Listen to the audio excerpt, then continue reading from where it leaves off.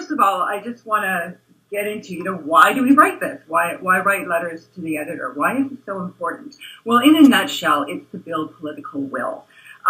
We've heard that the letter page in a paper is often one of the most popular sections in the paper, and it's kind of not difficult to figure out why. I think people really like to read about what their fellow readers think.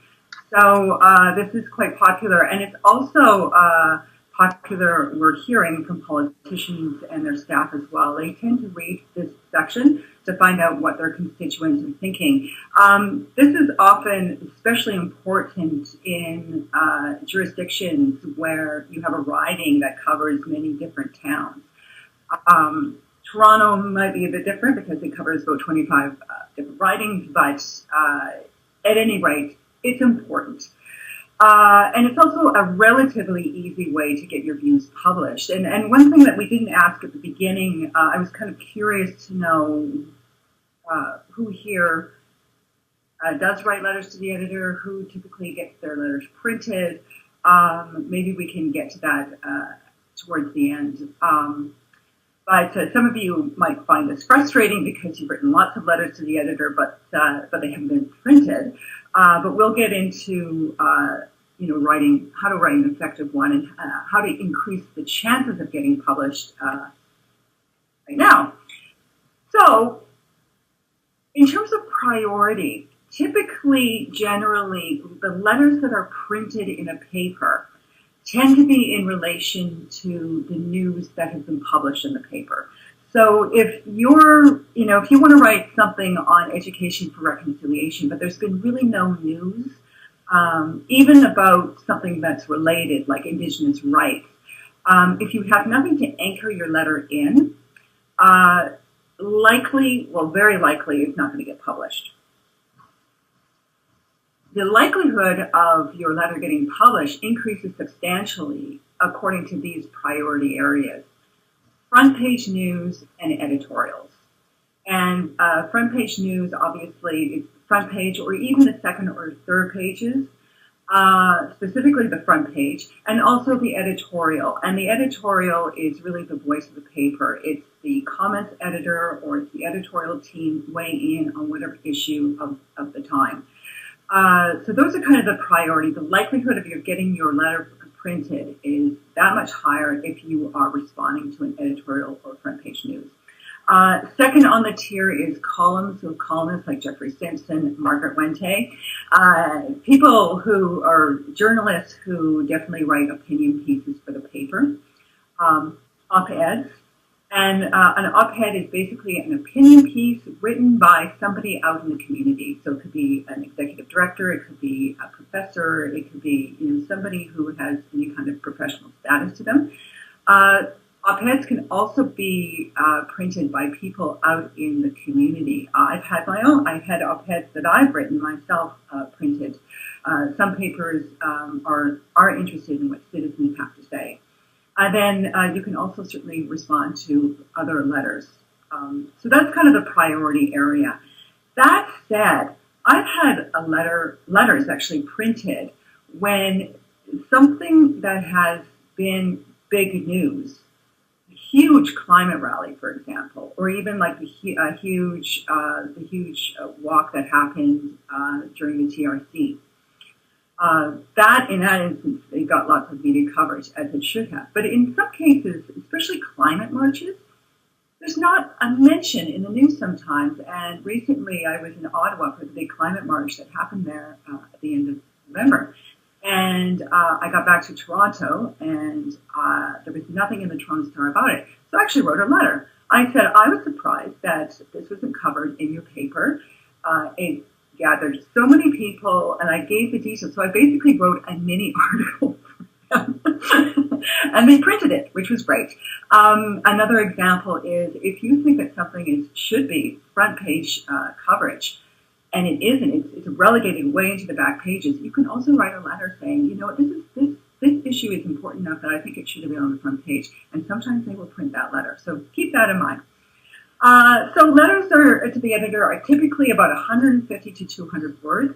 That's going to depend on your paper. I've noticed even smaller papers, they've printed what even looks like op-eds, like many, hundreds of words of a letter that they've actually printed. But typically they're short. They're about 3 to 4 paragraphs, and we like to dub it as the haiku of advocacy. I am a big editor. I love editing, paring down my words as much as possible. So you might want to look at what you've written and even shave off a few more words. Sometimes, for me, in my experience, I find it makes for a much more effective letter or article. And also, I would really encourage you, if you don't already, you may already do this, to make it a habit of actually reading the letter section of a paper. If you want to be a good writer, you need to be a good reader, and this is a great way of doing that. So that's another tip. Yeah. Always resist trying to say everything in one letter. This is very hard sometimes because sometimes you're going to have you want to make lots of points. And I hear you. I quite often feel that way. But in a letter in particular, it's really, really important to make one point. If you try to get too many points in, first of all, you're lengthening your letter and reducing your chances of getting printed, but it sometimes muddies the message as well. So you always have to ask, what exactly is my message? What is the most important thing that I need to be getting across here?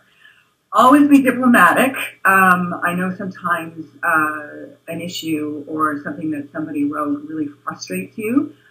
It's really important to be diplomatic. Again, that will increase your chances of getting printed. I have somebody in Citizens Climate Lobby who's not very diplomatic, and he shares his letters, and I can understand why they're not being published. So you might want to certainly consider that as well. And this is the final point is it's logistical. Always include your full name, your full mailing address, your phone number. They just want to verify this. They obviously will not publish it. They will only publish your name and your city or your town. They just need to verify that you're a real person and you're serious.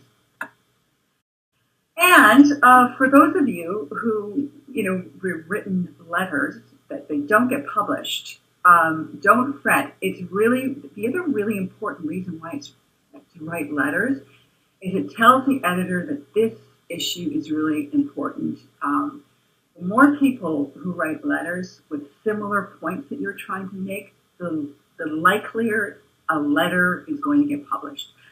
So you get excited, you've written your letter, you spend a lot of time with it, you've submitted it, you open the paper the next day, it's not printed, but they printed a letter by somebody else, the same viewpoint or the same point or a point that you would agree with. That's terrific. And we like to say in a sporting or hockey metaphor, you've made an assist. Maybe that letter wouldn't have been printed if you hadn't submitted your own letter as well. So keep that in mind. Okay, so other little notes just in terms of increasing your chances of getting published. Always reference the article. And often what I do is RE as in re, the name of the article, and then I get into my letter. That's one way of doing it. So it shows that you are referencing a specific article.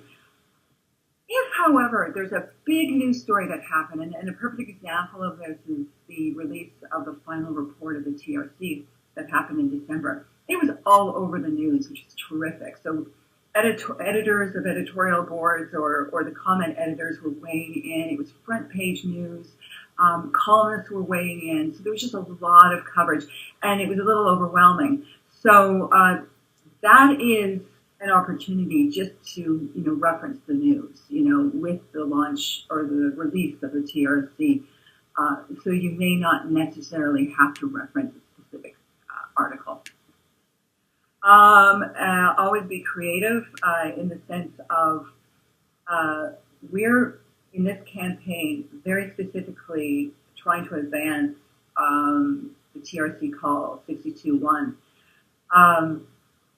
But it may not be mentioned in a particular story. For example, they might be doing a story on missing and murdered Indigenous woman or any other story related to social justice and Indigenous rights. That's a good way to getting your foot in the door. And Mervyn Russell gives a perfect example of this. We're going to look at his letter where, the TRC release of report had taken place, and he got in there with, this is an important moment where education ministers really need to be including this in all the curriculum, from K to grade 12. And as I mentioned before, call out important stories relegated to the back pages. That's another way of getting your letter in. Okay, next. So I'm not too sure of you who has lots of experience writing letters and who doesn't. Sometimes having a formula helps, especially when you're starting off. So I'm giving an example of a formula. And in this case, the example is actually on climate change. I will be showing other letters in a few minutes that actually were published related to education for reconciliation. So with the opening, you always want to cite the article or the big news story that you're responding to. So here's an example. Your editorial Saturday stating that the world may be cooling left me quite puzzled, given that the world's glaciers are receding at record levels. So you're challenging a view, but you're not being disrespectful. Then you want to get into the transition message. And oh, by the way, we're going to make sure that Shannon sends you this webinar so that you have all of this. So you want to get into your transition because you don't have a lot of time. You want to state the problem. If we ignore what the scientists are telling us, global temperatures will rise throughout the century with dire consequences. Flooding, drought. We must reduce the level of carbon dioxide, the primary greenhouse gas, to a level that will avert these disastrous effects. Scientists tell us that level, or this is not written properly, 350 parts per million in the atmosphere. The most efficient and effective means to do this is to place a fee on carbon and reduce the revenue equally to residents. And then you want to close the letter. You finish up strong. And sometimes it's good to cycle back to what you started at the beginning. Policymakers can argue all they want, but Mother Nature doesn't argue, and she doesn't negotiate. So that's kind of an example. And I'll be taking questions later if anybody has questions. So the first sample letter regarding education for reconciliation, this is the very first one that was published on this subject, Hurrah Mervyn, and it was in the Globe and Mail. He was responding to a front page article regarding residential school documents that were again, this is a great opportunity for him to get in and make a point about the importance of including education in the curriculum in public schools. In his letter, he said, if we are to express genuine support for residential school survivors and true sorrow for their suffering, so he's picking up on something that was stated in the article, it is essential that provincial governments act on the Truth and Reconciliation Commission's call to require that this part of Canadian history be taught in all public and secondary schools with, wherever possible, participation from First Nations persons. What Mervyn did, he took his letter and he sent it to his own NPP. For some of you in provinces like Alberta, referred to as MLAs, basically your provincial representative. He sent it to them, and he also sent it to the Minister of Education. And he sent it was an email, a link to it, and I think he may have also copied and pasted it and did a personal message as well. And he actually got a message back quite quickly, really quite promptly from the Minister of Education in Ontario. What was helpful for that gave us a good insight for us and our team of where they were at with the issue. So that fed into kind of where we are with the report card, how we can take that to the next level in our meetings with our own NPPs in Ontario and with the education minister as well. Very, very helpful. So this leads to this idea of the trim tab. The trim tab is a concept that was brought forward by Buckminster Fuller, and he argued that if you ever want to turn the ship of state, don't go at it from the side. Don't push from the side. And I mean, I can think of an analogy: standing out in front of the legislature, screaming and yelling. What you want to do, if you want to move the ship of state, you go to not just the rudder. What you want to do is you want to get to the trim tab. And the trim tab is a little device that moves the rudder, that moves the ship. And for us, certainly if you're an activist, meeting with your political representatives, you're trim tabbing. Getting petitions signed is a trim tab. Getting letters to the editor printed is a trim tab. And taking that extra step to send it to your political representatives is also an act of what we call like the trim tabbing. You're basically building political will that's going to move that rudder, that's going to move that ship state, that policy that you want to affect and change.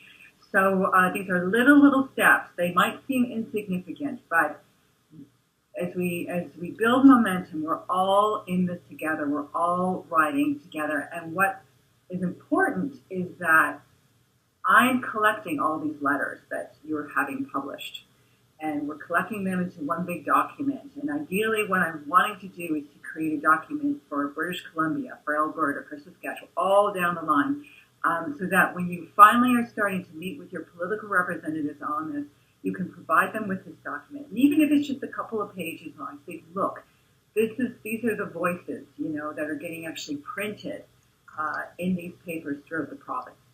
So this is the strategy. This is why this is so important. And one of the things, so you're probably asking, well, how do we do this? Like, what do I do? Kairos has this, a Google group, so it's a listserv, an email listserv. Anybody who is interested in writing letters to the editor. What I do is I scan the newspapers, and I send out any notices and opportunities.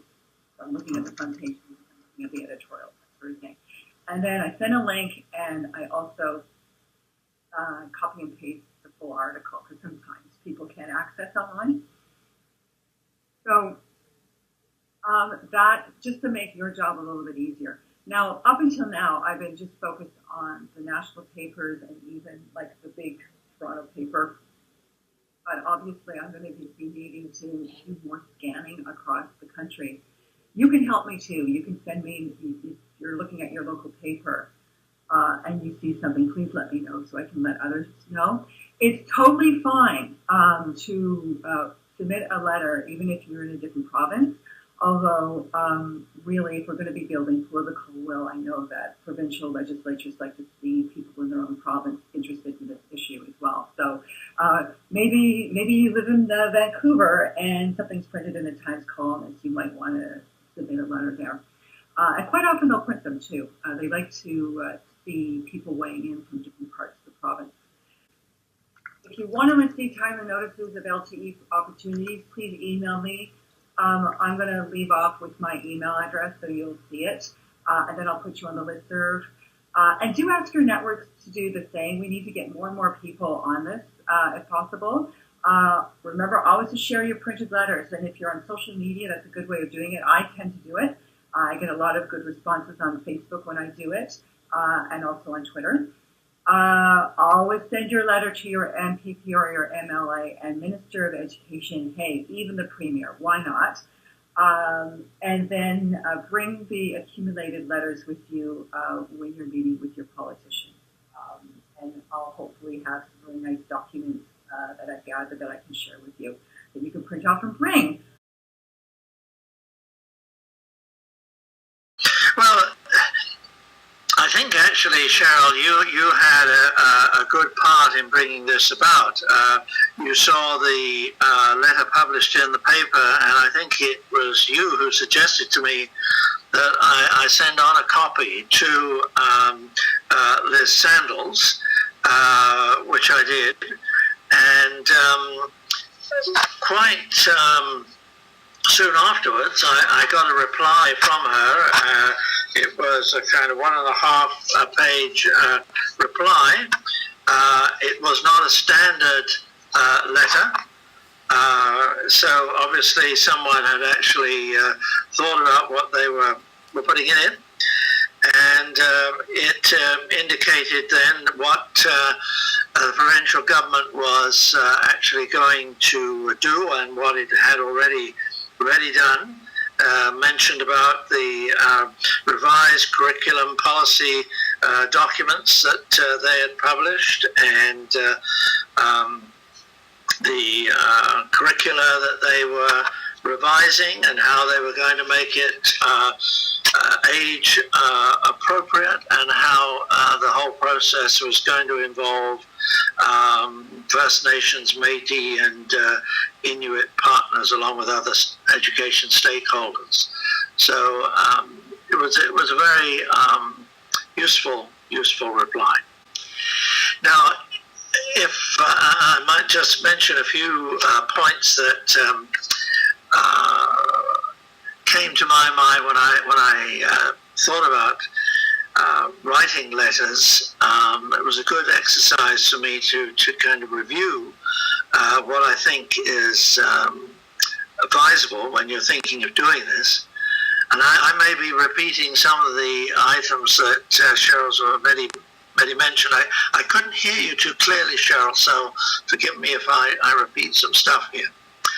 But I would say, first of all, state the subject of your letter at the beginning. Don't waffle into it with a introductory paragraph. State the subject of your letter right at the beginning. I think you've already referred to this, Cheryl, but refer to the article that you're responding to.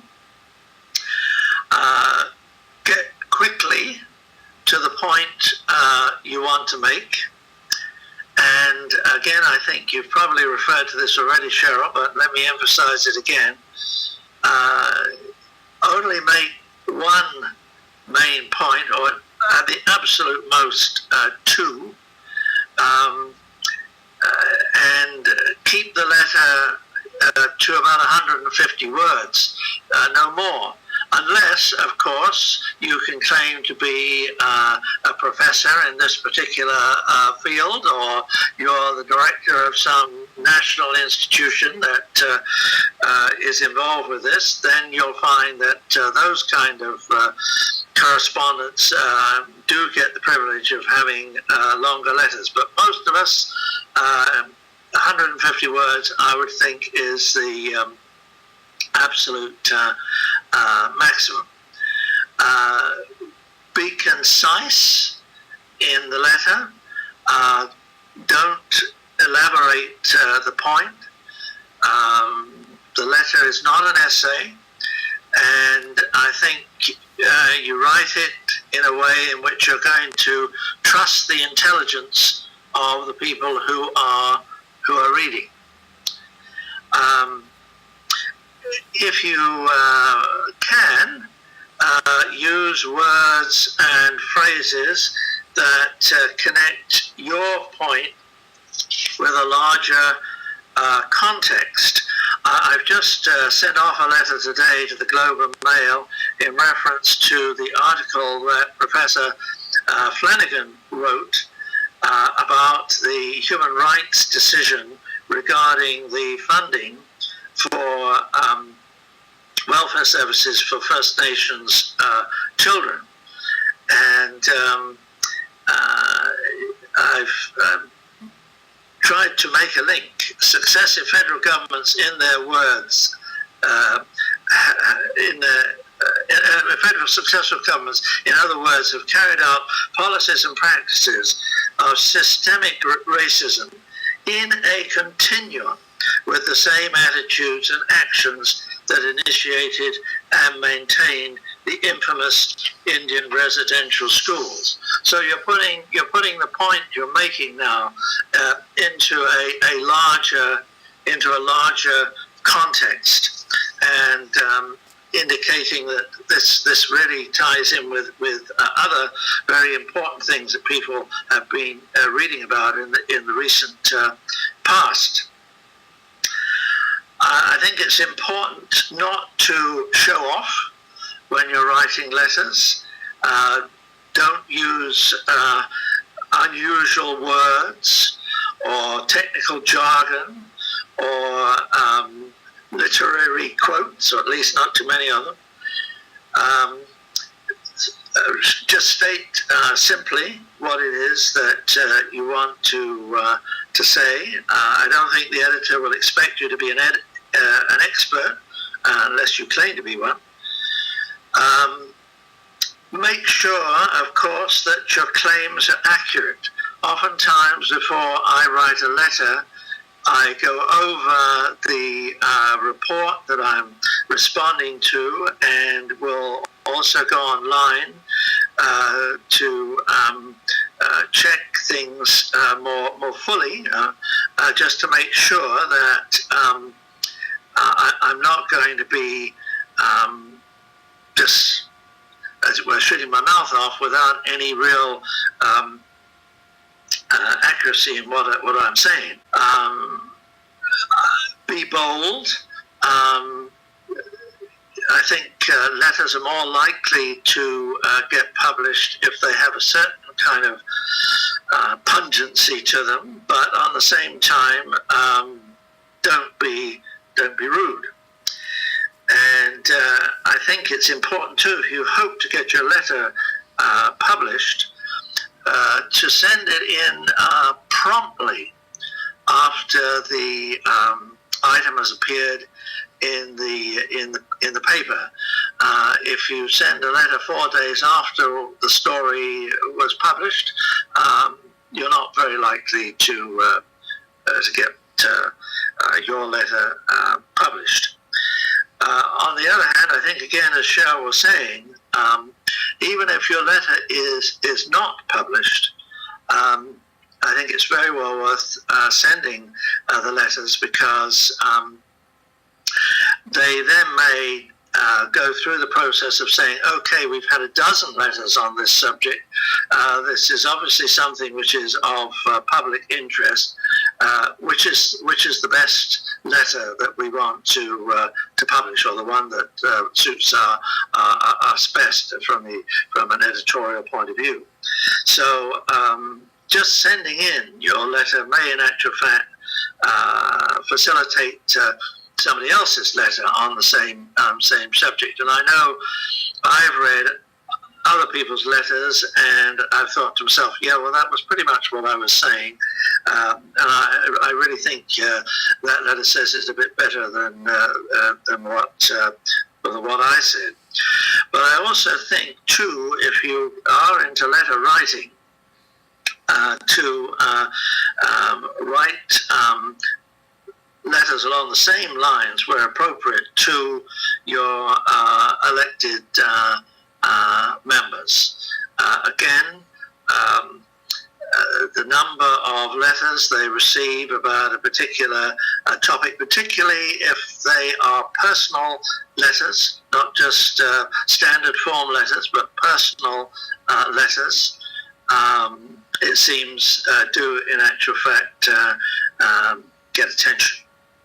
So those are some of the suggestions I'd like to pass along. I hope they're helpful. So we're going to take some questions now. Okay, so Annette is mentioning that she responds online in the comments section.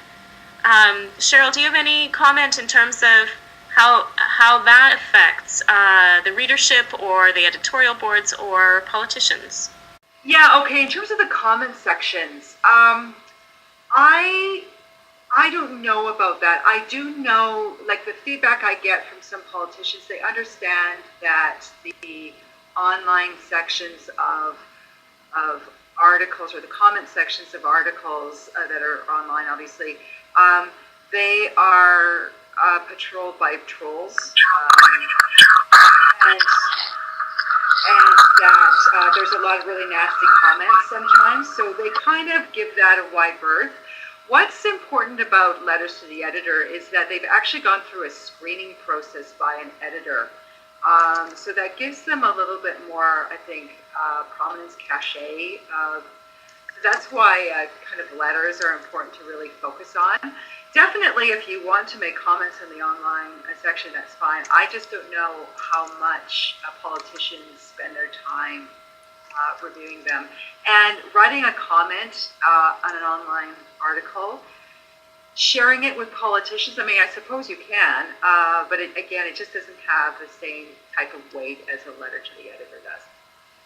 As we let you think about that, I'd invite Cheryl to say a little bit more about your email feed that or group that you have going, where you send out messages to everyone quite regularly. Sure, absolutely. And I just also want to say, if anybody has any questions afterwards, always feel free to contact me. I think I've left up my email up there, and if you also want to call, the information is on the Kairos website. I believe there's a toll-free number. Yeah, so to facilitate letters, it is a bit of a big job scanning the news, and sometimes it's a little difficult trying, so we kind of focus on the national papers, but because of this particular campaign, I want to broaden my scope. But that means that I still can't capture everything, right?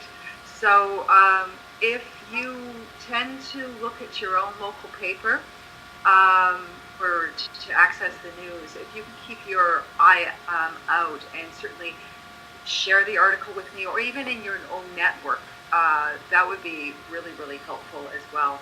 And so if you want to be part of our Google group, just send me an email letting me know, and I will add you to the email Google group.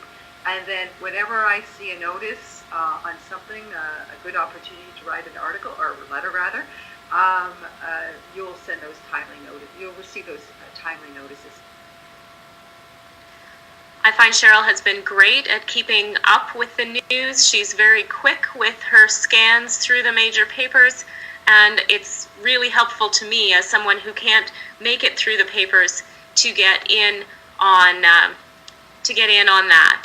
So I would really encourage you to add your name to her list, and even if you aren't in one of the cities where you're not receiving the major papers, the fact that it has come up in the news in the major papers, I think, makes it more likely to also come up in the news in the in your local papers, and that just could spark some ideas for you about when's the best time to write on particular issues, or what is surfacing that you might want to highlight.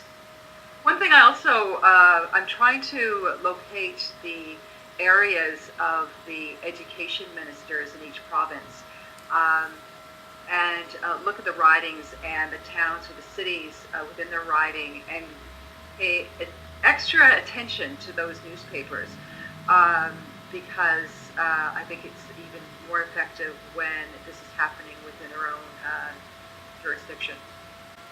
There was a note here from Annette as well, and talking about not reading the paper, not holding a piece of paper and flipping through the whole thing like we used to do, and wondering about ways to go through it. I think if you have the time, anyone could do what Cheryl does in terms electronically, is you can, free service of Google, set up Google Alerts for yourself, and choose how you want to, what you want to get alerted to. And I haven't done it myself, but I've heard of others doing it, and so you could get notices of certain topics appearing.